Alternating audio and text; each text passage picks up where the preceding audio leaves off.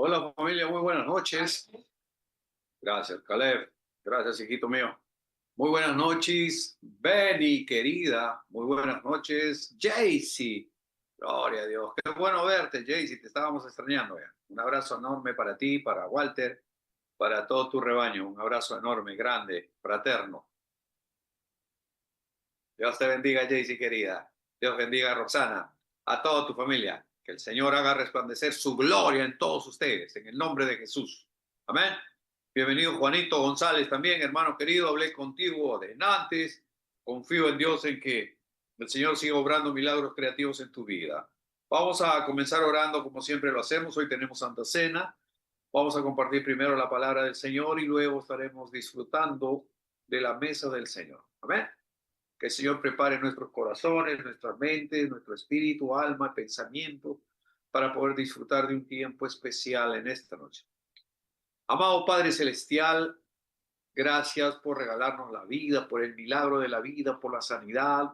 Gracias, Señor, porque has permitido que lleguemos hasta esta hora, Señor, y tu palabra, que es fiel y crea las expectativas, Señor, para todo el día y mucho más. Gracias, Señor. Perdona todos nuestros pecados, reconocemos nuestras faltas, nuestros errores, nuestras fallas delante de ti.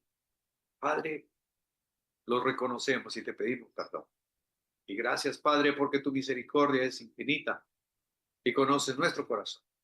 Dios Todopoderoso, tal vez podamos decir como Pablo, es que el bien que quiero no hago, más el mal que no quiero, eso hago. Muchas veces pasan esas cosas en la vida del creyente, que queremos, intentamos hacer las cosas bien, pero terminamos haciendo cosas malas. Señor, ayúdanos, guíanos tú, que tu palabra revelada en nuestras vidas pueda ser nuestra guía, nuestro derrotero en nuestro caminar diario. Amoroso Dios, tú has puesto tu palabra para que podamos ser entrenados, capacitados, enseñados provechosamente para toda buena obra. Señor Dios del universo, muchas gracias.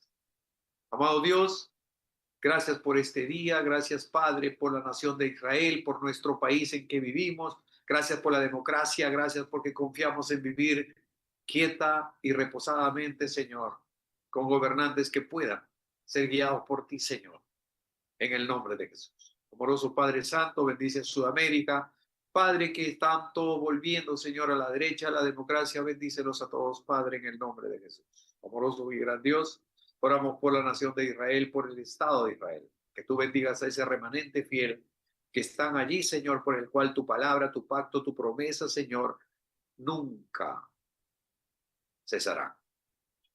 Tú nunca has roto tu pacto, Señor, para bendecir a Israel.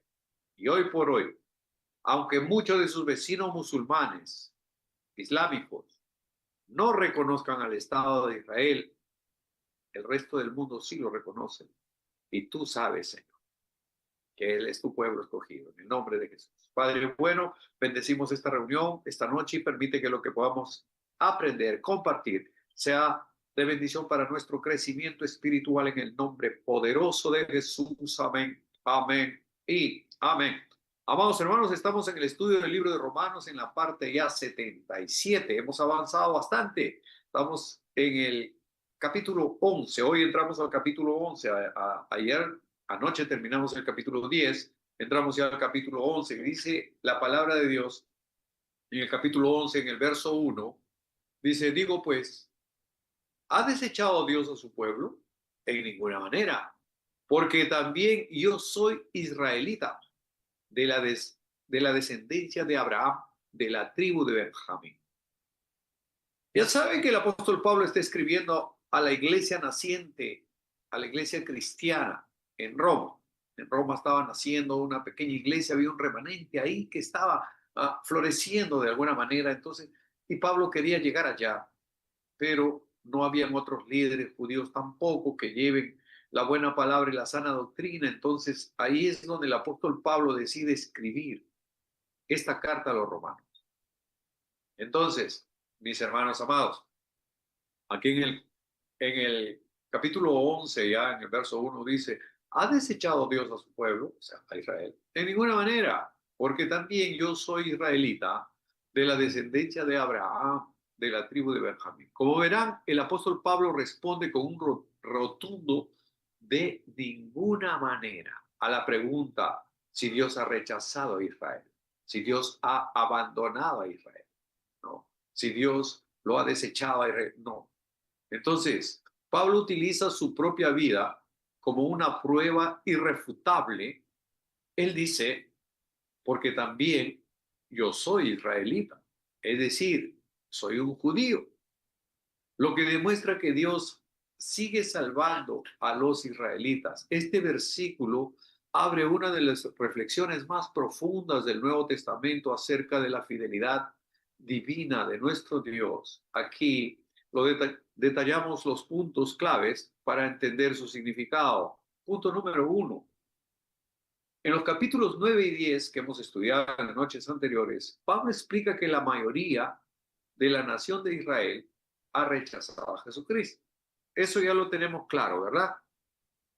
La mayoría de los judíos, al ver quién era Jesús, no lo reconocieron como el Mesías Redentor. Entonces, aquí, ante esto, surge una gran pregunta lógica, obviamente, ¿no?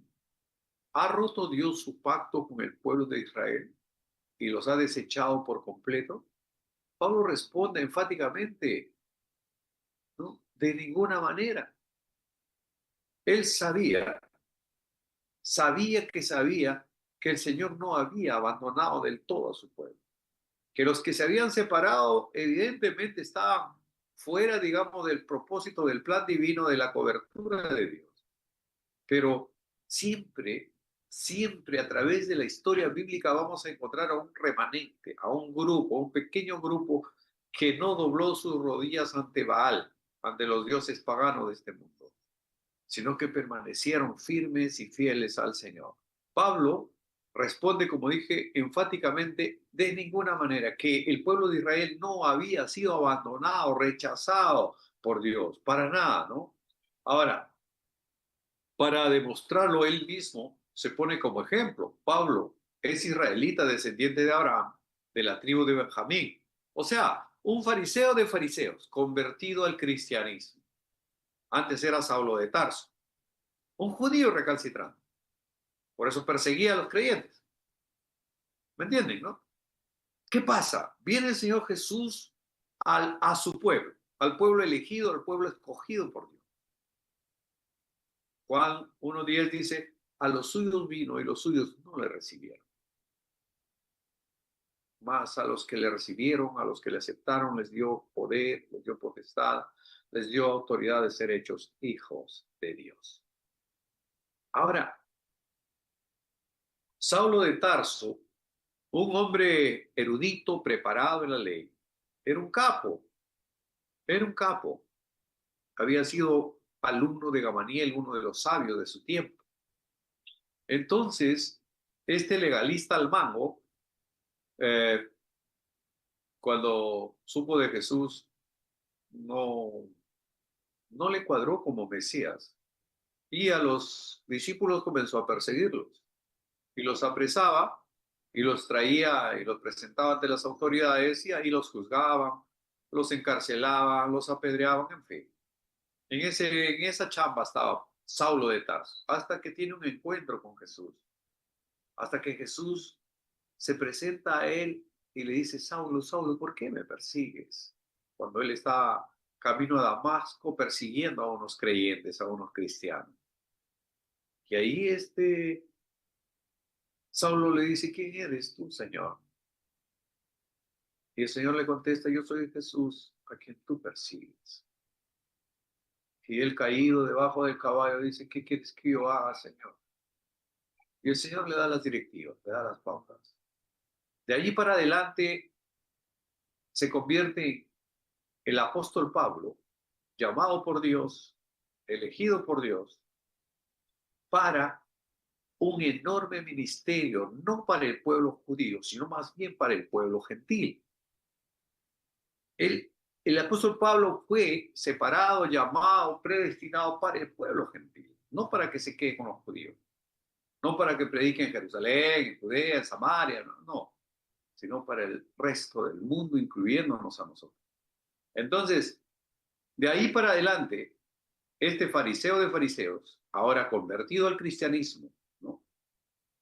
Él dice, si hubiera desechado Dios a Israel, yo jamás hubiera sido salvo ni llamado a ser apóstol. Y tenía razón, y tenía razón. Lo que sucedía era que vez tras vez el pueblo escogido por Dios, cuando estaba todo en orden, todo bien, iban atrás de otro tipo de creencias, de otros dioses paganos, de Baales. Y eso hacía que la cobertura, el respaldo, la protección de Dios se retirara de ellos. Entonces ahí es cuando, en otras palabras, Dios los entregaba en mano de sus enemigos para que sean esclavizados, para que sean maltratados por su incredulidad, por su falta de conocimiento, por la falta de revelación. Aun cuando ellos tenían el mensaje, tenían los profetas, tenían las escrituras, pero ellos estaban más afanados en los temas doctrinales, en los temas dogmáticos de la iglesia, ¿no? Que en el Dios de la iglesia. Es como cuando una persona, un cristiano, un creyente, se llena de activismo. ¿Qué cosa es el activismo? Estar siempre haciendo alguna cosa.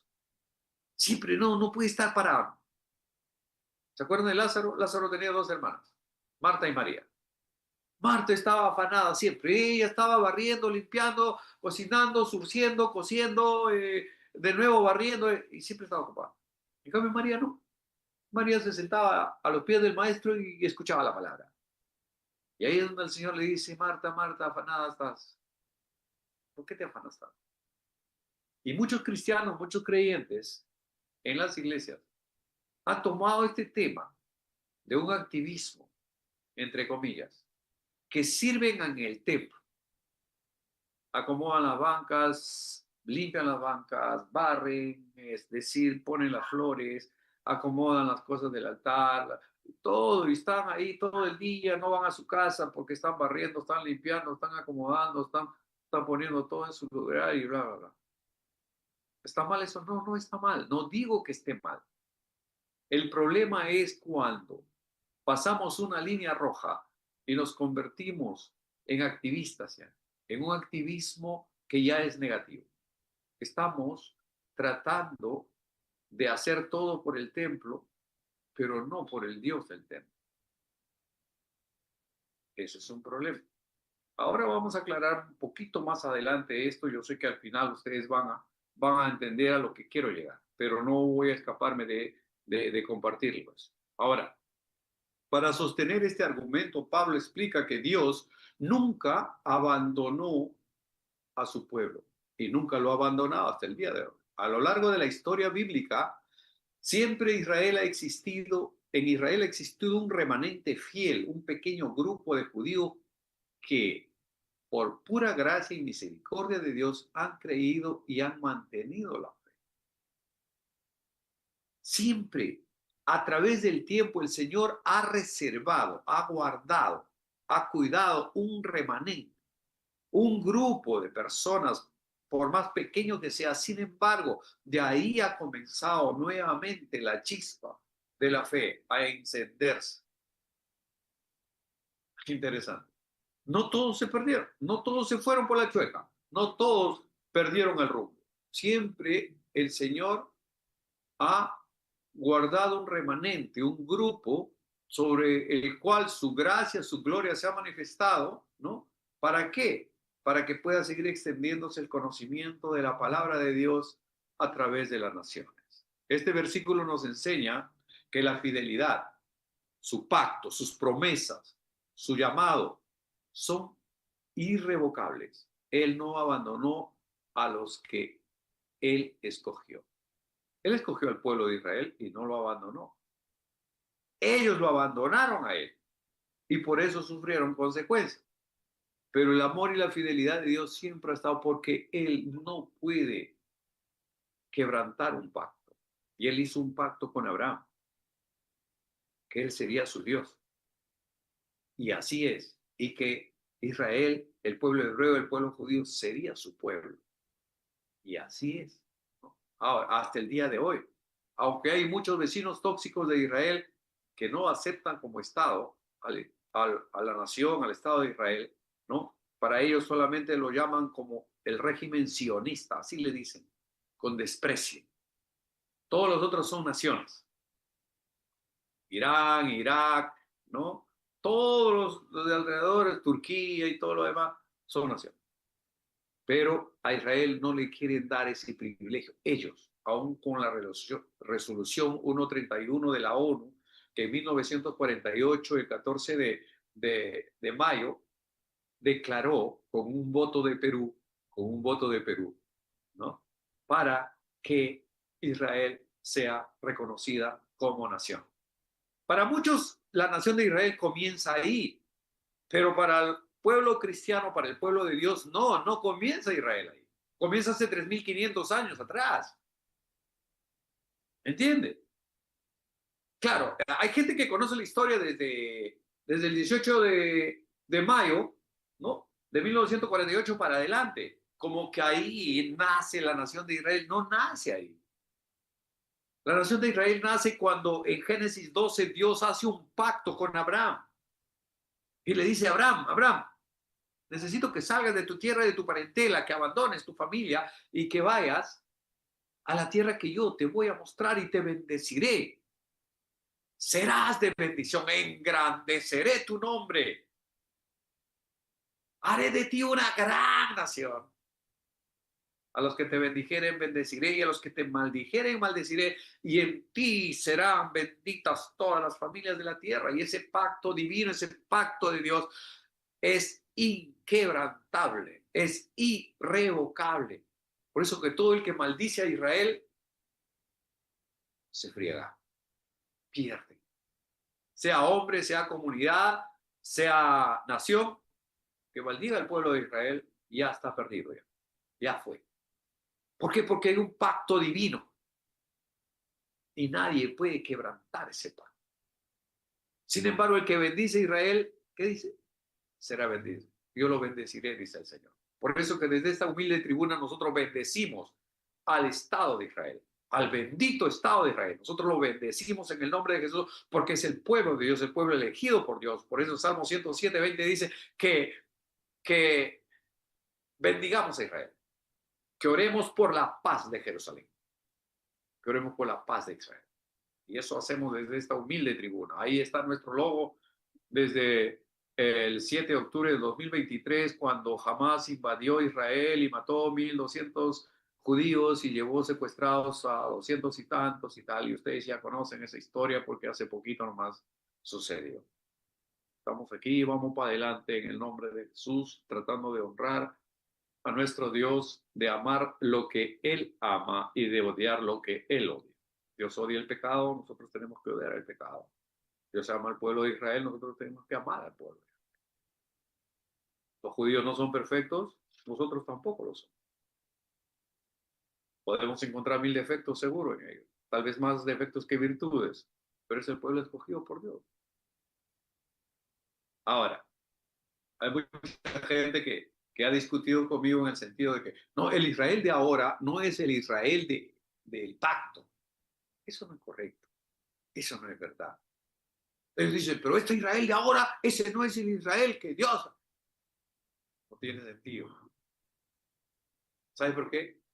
Porque la palabra de Dios, o en la palabra de Dios, no hay palabra antigua y no hay palabra moderna.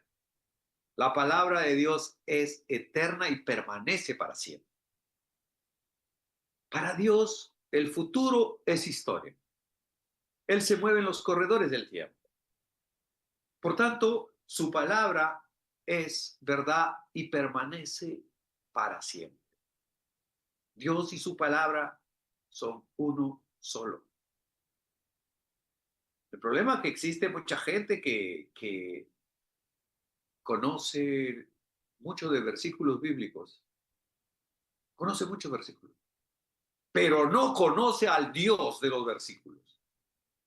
Hay mucha gente que busca bendiciones de Dios, pero no conoce, no busca al Dios que da las bendiciones.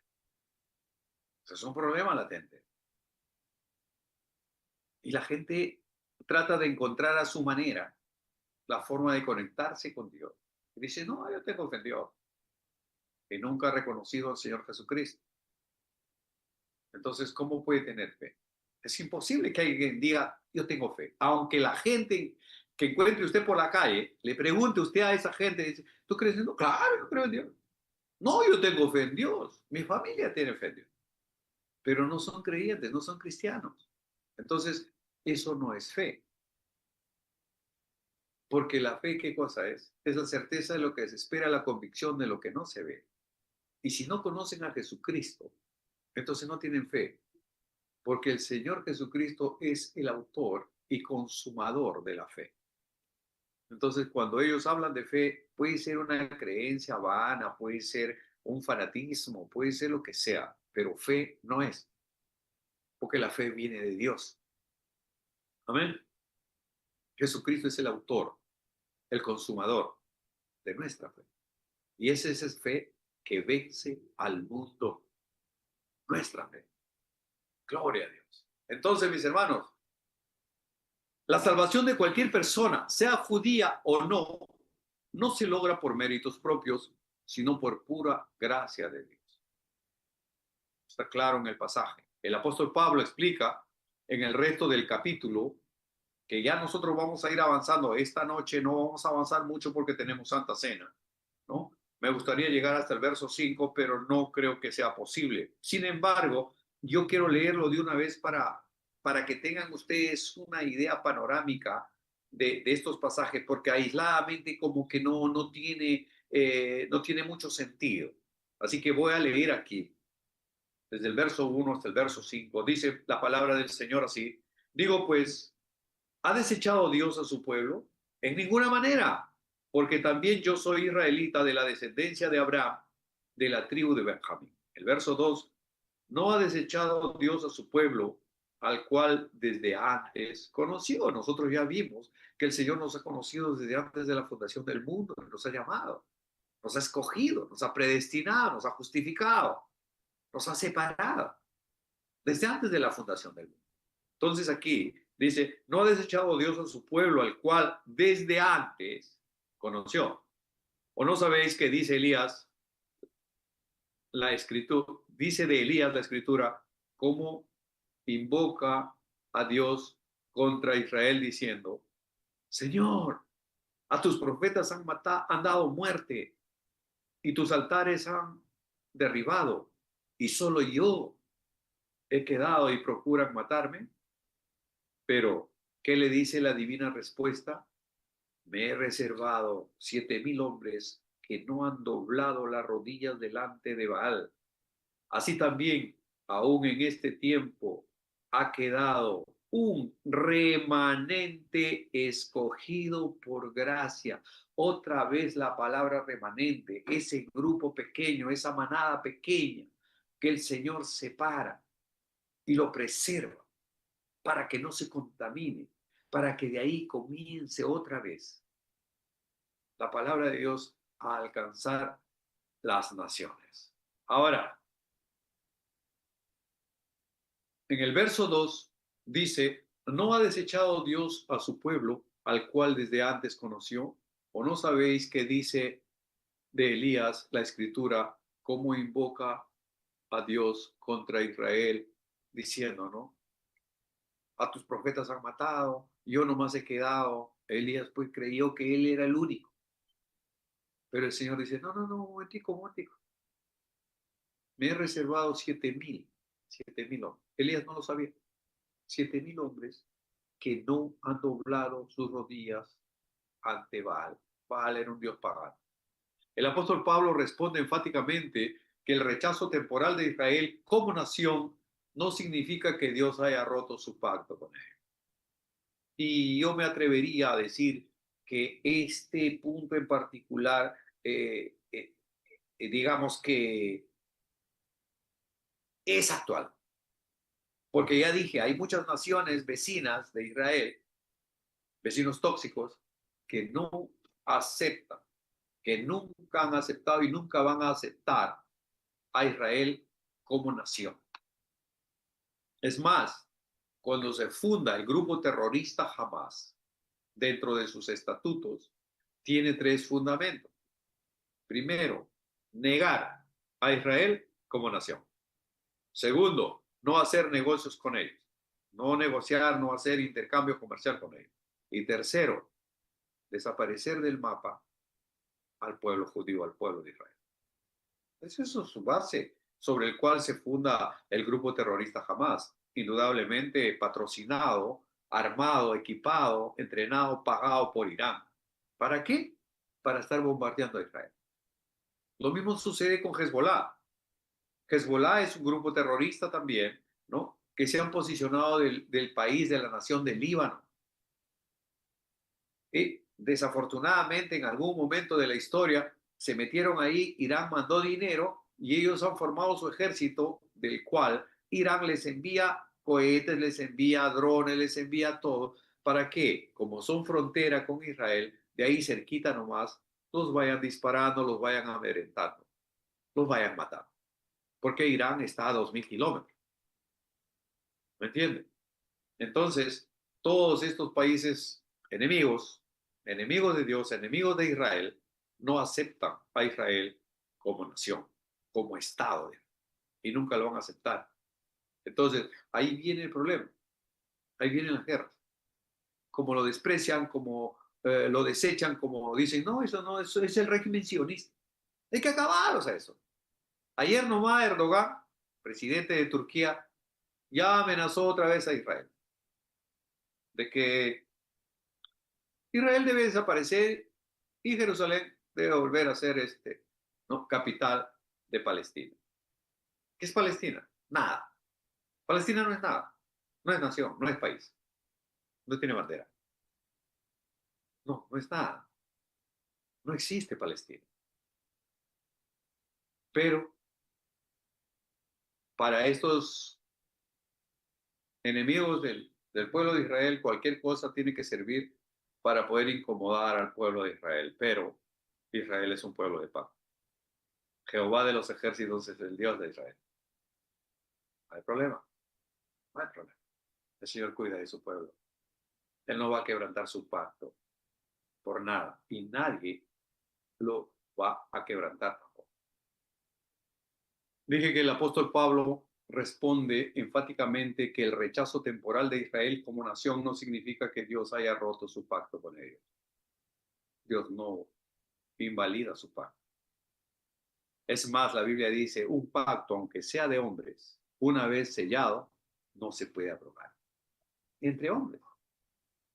Por eso que muchas veces el proverbio dice, ¿no? He quedado enlazado en los dichos de mi boca, porque ya te comprometiste a algo y tienes que cumplirlo, aunque al final salga, digamos que perdiendo, pero empeñaste tu palabra.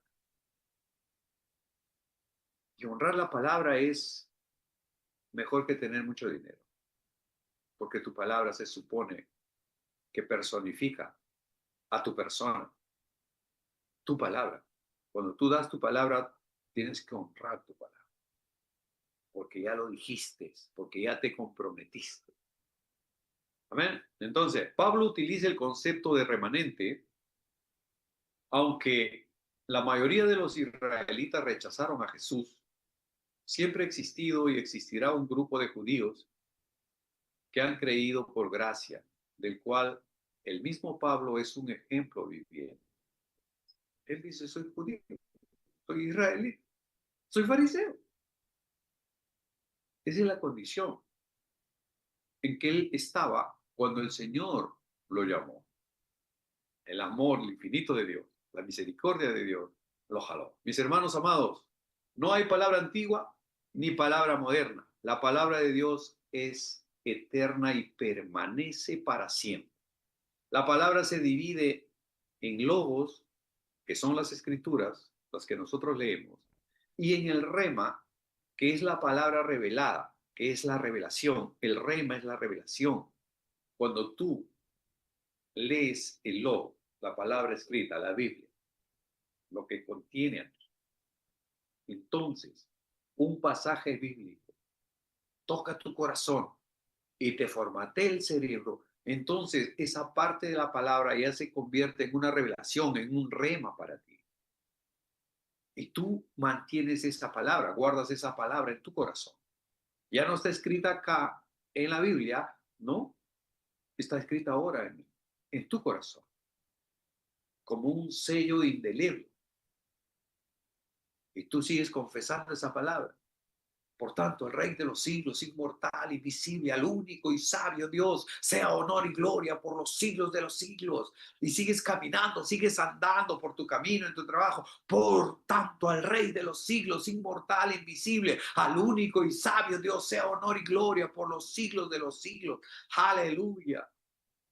El que habita el abrigo del Altísimo morará bajo la sombra del Omnipotente. Diré yo a Jehová, esperanza mía y castillo mío, mi Dios en quien confiaré. Él te librará del lazo del cazador y de la peste destructora. Con sus plumas te cubrirá y debajo sus alas estarás seguro. Escudo y adarga es tu verdad. No temerás el temor nocturno, ni saeta que huele de día, ni pestilencia que ande en oscuridad. Y tú, esa palabra que fue logos, ahora es rema en tu corazón. Ahora tú lo confiesas para ti. Tú puedes leer Isaías 45:2. Yo iré delante de ti y enderezaré sendas torcidas. Abriré puertas de bronce, cerrojos de hierro, haré pedazos y te daré los tesoros más guardados y los secretos más escondidos para que sepas que yo soy Jehová tu Dios, que te puso un nombre. Entonces esa palabra se convierte en revelación para ti, que Jehová tu Dios irá delante de ti como poderoso gigante. No solo estará escrito acá en la Biblia, ahora estará escrito en tu corazón. Ya no es logo solamente, ahora es un rema, es una revelación, porque tú has guardado esa palabra en tu corazón y esa palabra te guía, esa palabra te guarda. ¿Entiendes? Esa es la diferencia. Digamos que eso son las dos partes en las que se puede dividir la palabra, en logos y en rema. La palabra de Dios es viva y eficaz. Dios y su palabra son uno solo.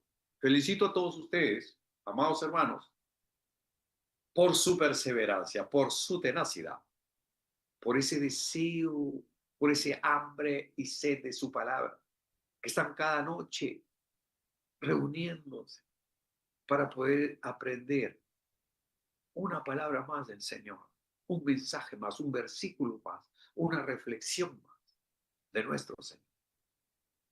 Qué bueno, porque existe mucha gente dentro de las iglesias, como les dije, el sábado compartía con las hermanas del grupo de 3 días. Me invitaron a compartir un mensaje breve, rápido allí. Y el Señor puso en mi corazón que compartiera un mensaje breve, conciso, preciso, con ilustración y todo. No, pero al final resumiéndolo era, ¿no? Que existe mucha gente, muchos creyentes, muchos cristianos en la iglesia que tienen fe en su corazón, que tienen bastante fe, pero su cabeza está llena de basura. Sí, su cabeza está llena de porquería, llena de basura. Y mientras no cambiemos nuestra manera de pensar, mi hermano, la fe que tenemos en nuestro corazón no nos va a poder ayudar para poder vivir en libertad. Ese resumiéndolo todo. Pero hermano, sí, tal cual. Yo conozco mucha gente que sabe muchos pasajes bíblicos y los recita así, ¿no? 10, 20, 30 pasajes bíblicos y los recita ahí. Conoce los versículos bíblicos, pero no conoce al Dios de los versículos bíblicos. Hay gente que busca bendición, pero no busca a Dios, al Señor de la bendición. Hay gente que va a la iglesia para que su familia, sus amistades digan, ah, sí, lo vi en el templo. Es parte del, no sé, del mobiliario, es parte de las bancas. Es un convidado de piedra. Porque el Señor nos dice que no seamos solamente oidores de la palabra, sino hacedores de la palabra. Y a veces vamos sin convicción, sin ganas. Mejor no ir, ¿para qué? si no has sido restaurado, si no has sido sanado, si tu mente está pensando en pajaritos preñados y maripositas que se van de shopping mientras el pastor está hablando, tú estás chateando por ahí, ¿de qué sirve? ¿Para qué? No vale la pena. Somos un fraude cuando hacemos eso.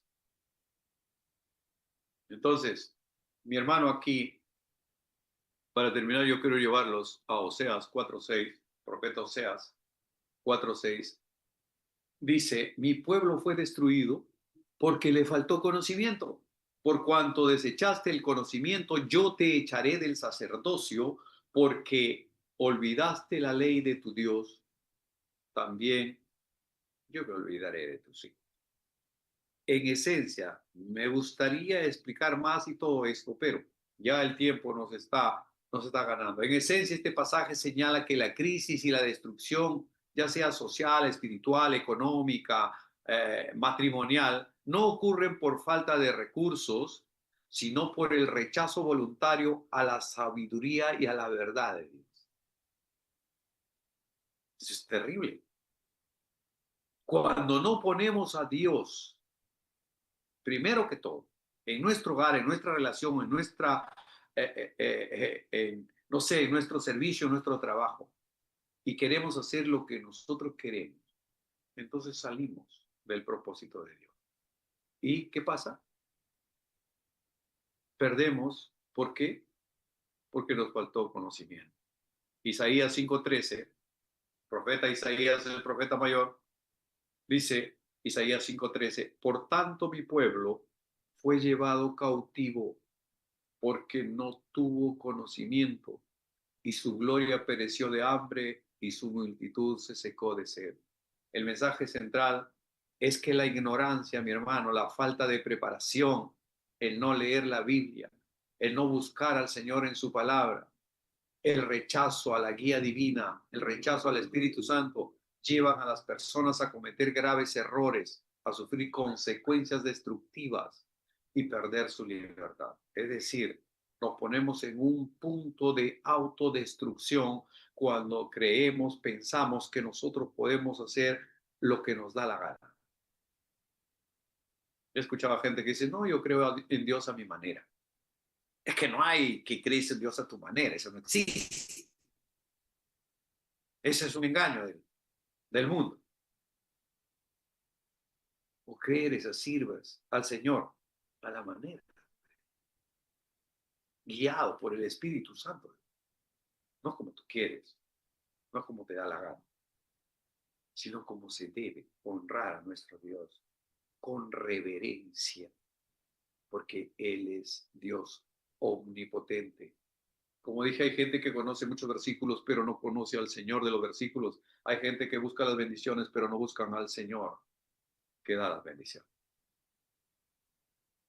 Acá, una vez más, desde esta humilde tribuna, los felicito, hermanos, porque a través de estas 1530 y tantas noches, ustedes han estado ahí como un respaldo, como parte de nuestra propia naturaleza espiritual, como hermanos espirituales, acompañándonos, a Caleb y a mí. Ya saben que de todo ha pasado en este tiempo, pero ¿quién nos separará del amor de Dios?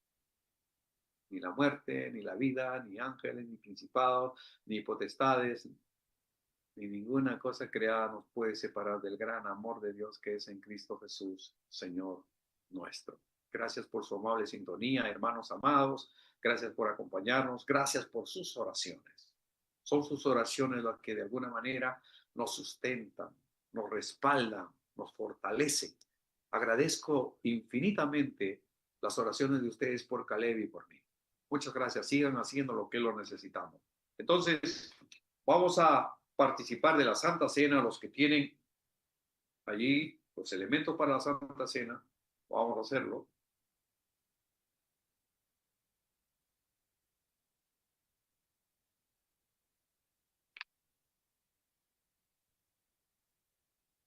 Siempre lo hemos visto a la Santa Cena como que es parte de un ritual nada más, pero no, no es así. Es algo que el Señor lo dejó establecido. Él mismo cenó con sus discípulos. Y lo dejó estipulado para que nosotros lo hagamos también hasta que Él vuelva. Entonces aquí, en 1 Corintios 11, dice el apóstol Pablo escribiendo a la iglesia de Corinto, aquí en el capítulo 11, verso 23, dice, porque yo recibí del Señor lo que también os he enseñado, que el Señor Jesús, la noche que fue entregado, tomó pan.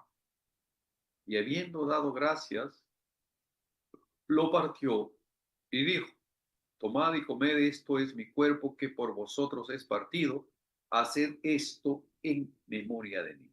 Asimismo, tomó también la copa después de haber cenado, diciendo, esta copa es el nuevo pacto en mi sangre. Haced esto todas las veces que la bebiereis en memoria de mí. Así pues, todas las veces que comiereis este pan y bebiereis esta copa, la muerte del Señor anunciaréis hasta que Él venga. ¿Ven? Entonces, si tienen ahí el pan, Padre nuestro que estás en los cielos, gracias Padre porque nosotros somos tus hijos, por gracia, por misericordia. Señor, y tú permites que una vez más en esta tierra hagamos memoria de ti. Señor, disfrutando, compartiendo de tu mesa. Gracias Padre porque tú fuiste el pan que descendió del cielo, el pan divino, que fuiste partido para que nosotros tengamos vida. Señor, muchas gracias por haber enviado a tu Hijo Jesús para que Él pueda sacrificar el cordero sacrificial de la Pascua, para que nosotros en Él podamos tener entrada libre al cielo. Y nosotros hacemos memoria en esta noche, en este tiempo tan especial de Santa Cena. Al compartir este pan, oramos para que tú bendigas todo nuestro ser, espíritu, alma y cuerpo en el nombre de Jesús. Que seas tú restaurando nuestras heridas. Que seas tú, Señor, cambiando nuestra manera de pensar.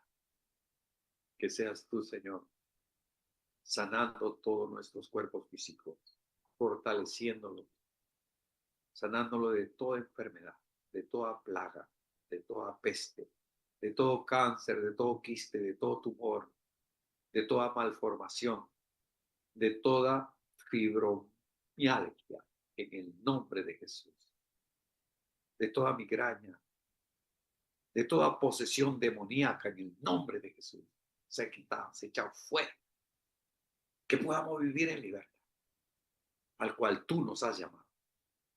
Señor del cielo, muchas gracias, porque podemos compartir este pan en el glorioso nombre de Jesucristo, el pan de vida. Amén. Disfrutemos del pan en el nombre de Jesús.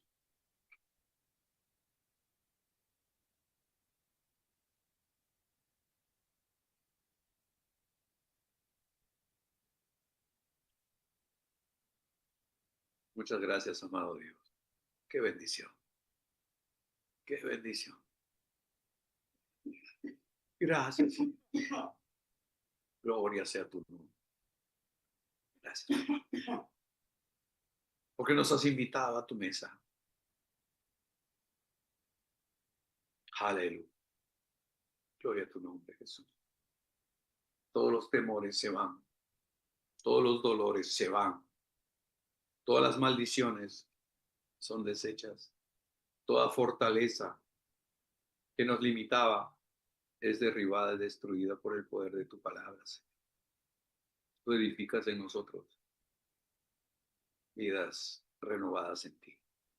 Al compartir este vino, Señor, que simboliza tu sangre del nuevo pacto, no sangre de machos cabríos, ni de ovejas, ni de corderos, sino la sangre del Cordero de Dios que quita el pecado del mundo, sangre preciosa de nuestro Señor Jesucristo, que nos lava, que nos limpia, que nos santifica ante el Padre.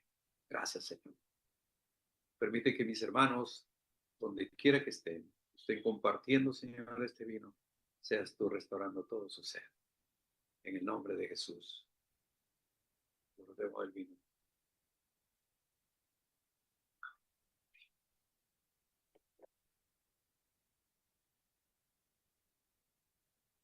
Gracias, amado Dios, por el privilegio, por el tan alto honor de invitarnos a compartir tu mesa. Somos convidados de excepción aquí. Te adoramos, te glorificamos, te bendecimos, amado Dios. Muchas gracias por tan grande bendición. A ti sea toda la gloria y toda la honra eternamente y para siempre. En el nombre de Jesús. Amén. Amén. Y amén. Amada familia, siempre es un gran honor estar con ustedes, compartir con ustedes. Gracias por su tiempo, por su compañía. Que el Señor los bendiga ricamente. Muy buenas noches. Si Papá Dios lo quiere, si nuestro Señor a quien servimos, Él lo permite mañana, aquí, con una porción más de su poderosa palabra. Bendiciones, familia.